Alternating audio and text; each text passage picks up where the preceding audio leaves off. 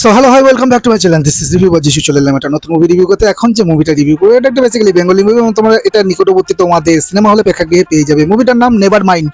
হ্যাঁ, never mind. এই মুভিটা আমার কেমন লাগলো দেখো, প্রথমেই বলবো চৈতি ঘোষাল এই মুভির ডিরেক্টর। আর এখানে বেসিক্যালি দেখা যাচ্ছে অমর্ত্য রায় এবং ঋতুপর্ণা সেনগুপ্তকে। আরও কি আর কেউ নেই? আছে, অবশ্যই আছে, কিন্তু ট্রেলারে এদেরকেই বেশি হাইলাইট করা হয়েছে, তাই আমি ইন্ট্রোতে এদের নামটাই তুললাম। অল ওভার মুভিটা আমার কেমন লাগলো নেভার মাইন্ড, তো চলো রিভিউ করি।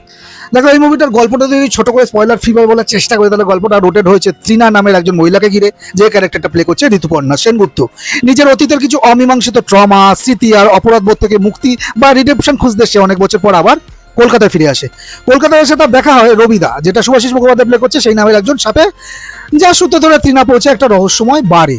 সেখানে তার আলাপ হয় জুড, যেটা অমর্ত্য রায় প্লে করছে, নামের একবার সিঙ্গারের সাথে, যার নিজেরও একটা লুকিয়ে রাখা অতীত আছে। এই অচেনা মানুষগুলো জীবন যখন একটা অদ্ভুত দিনে একে অপরের সাথে জড়িয়ে যায়, তখন কিভাবে পুরনো সত্যিগুলো সামনে চলে আসে, তাই নিয়ে ছবির ড্রামা আর থ্রিলার বলতে পারো। আমি চলে আসছি এই মুভি কি আমার পজিটিভ লেগেছে। দেখো, প্রথমেই বলবো ঋতুপর্ণা সেনগুপ্ত তিনার চরিত্রে দারুণ সংযত লেগেছে। কোনো মেলোড্রামা না করে চোখের এক্সপ্রেশনে দুঃখ আর একাকিত্বটা ফুটিয়ে তুলেছেন। আর জুডের চরিত্রে অমর্ত্যরা একটা বড় সারপ্রাইজ দিয়েছেন। পর্দায় তার এনার্জি এবং চাম খুব ন্যাচারাল লেগেছে।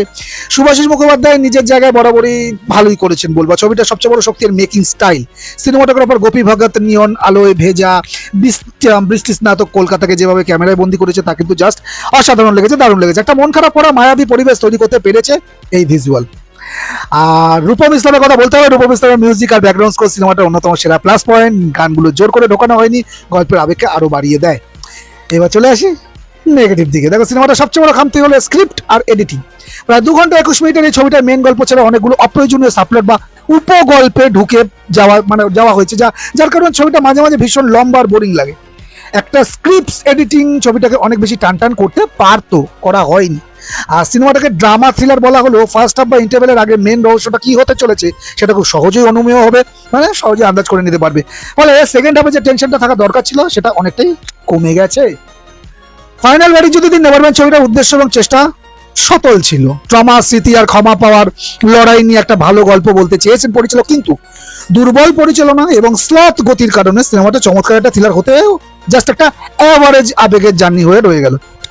তুমি যদি খুব তাড়াহুড়ো না করে একটু স্থির কলকাতার সুন্দর ভিজুয়াল আর ভালো গান উপভোগ করতে চাও, তবে একবার দেখতে পারো। ওয়ান টাইম ওয়াচ বা ডিসেন্ট ওয়াচ বলবো এটাকে। আর যদি খুব ফার্স্ট টান থ্রিলার আশা করে একেবারে যেও না, হতাশ হবে। এই ছিল আমার নেভার মাইন্ড মুভিটা নিয়ে অল ওভার রিভিউ। ভিডিও যদি ভালো লাগে একটা লাইক শেয়ার করে দিও, চ্যানেলটাকে প্লিজ সাবস্ক্রাইব করে দাও না। দেখা হচ্ছে একটা নতুন ভিডিওতে, নতুন কোনো মুভি রিলেটেড বা সিরিজ রিলেটেড কোনো রিভিউ নিয়ে। ততক্ষণ ভালো থাকো, টাটা।